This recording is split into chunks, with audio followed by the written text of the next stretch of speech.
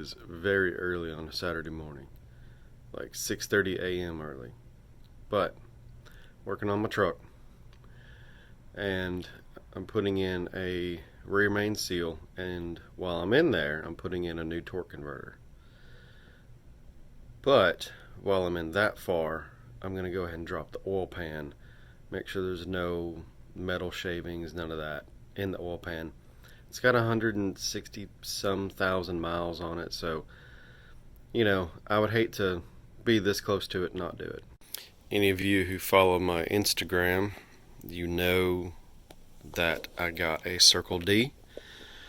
It is a custom built, looks absolutely beautiful, all billet aluminum. I will also definitely say the guys at Circle D know how to take care of their customers.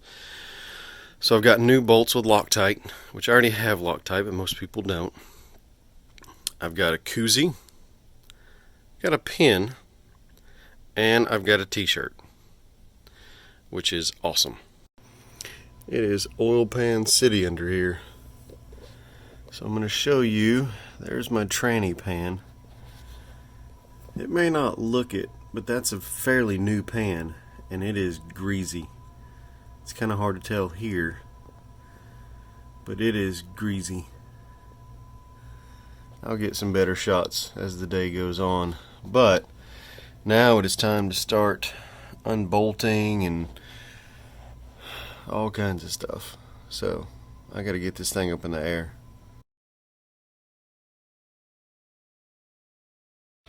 We've made some progress down here. Got front and rear drive shafts out.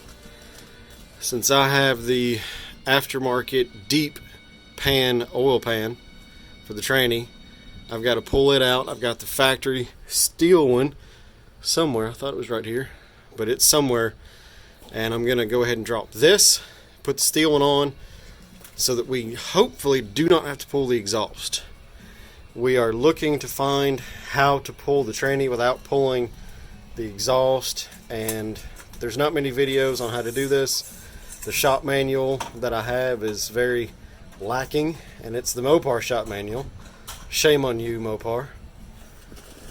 So I've already got everything down here loosened, all the bolts for the tranny. We do have to pull, can I get you a shot of it? No, that's part of the tranny itself. Here it is.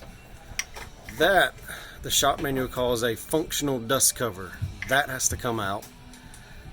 I'll be pulling the oil pan. I told you it was dirty. It's very dirty. The shop manual failed me and Tommy both. It was his idea. What we did is we pulled the fender skirt, we pulled the tire. He was able to get in here and hold the socket for one of these top bolts, hold the engine and the tranny together. I was able to get enough extension and flex. So it's got two flex joints. It's a 15 millimeter. It's about a 2 foot, maybe 2.5 foot extension, plus another extension down here. And we were able to literally route it up just like this, get on there, and I could be down here with the ratchet running it while he was up here holding it. That was absolutely perfect. So it's my longest extension that I have. But the book says you have to pull the exhaust. We are doing our level best not to pull the exhaust, not to pull the throttle plate, none of that. We're trying to do everything from down here because it's, believe it or not, it's more accessible down here than it is on the top side. So just a tip for all of you who are trying to pull this, go ahead and just pull fender skirts, wheels. You can get access to nearly every bolt from underneath. It's so much easier. So this is the left side. We've got the same long extension set up. We're going straight back with it. So this allows us to get it from underneath the vehicle instead of trying to get from up top where there's no room whatsoever. This transmission is out. Notice the massive amount of oil from the rear main seal.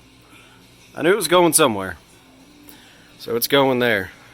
The old factory torque converter is out, ready for the new one. We were able to pull the transmission and leave all the exhaust hooked up.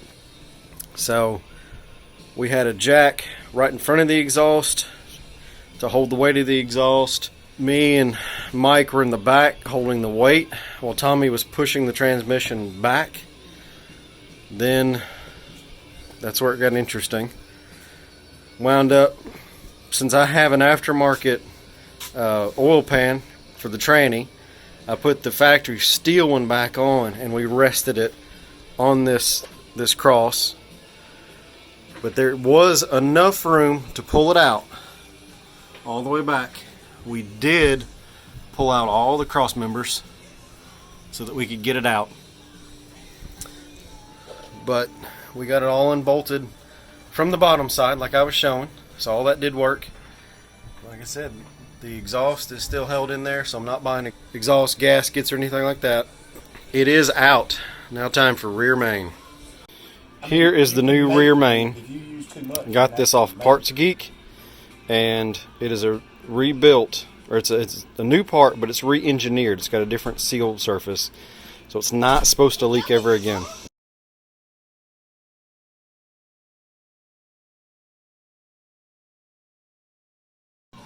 Alright, so you don't have to pull anything.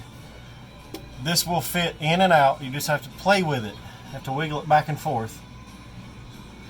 Any special tricks, Mike? No.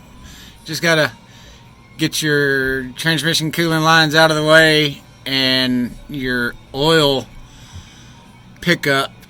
You've got to kind of work around it, but a couple little beats with your hand on the oil pan itself and it'll slide right back up in there. It is now driving again. I've taken it on 3 test drives now, and I have to say it is performing better than it ever has. That Circle D, it seems to be locking up much quicker, even though it's got the same stall rate or stall speed as the stock. So I had them custom make it to the exact same as the stock rather than a higher stall rate.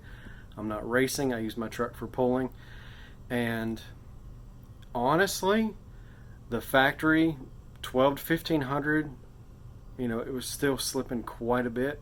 This one at 1200, it's moving the truck really good, even up a hill. And at 1500, I mean, it might as well just be 100% locked in. So it's much better. The throttle response is way better. So, you know, I've only been driving it, gosh, 2 days. I can't say how the rear main is doing, but it all seems to be doing good. I do have 2 extra bolts. No idea where they came from, but I always have a couple extras.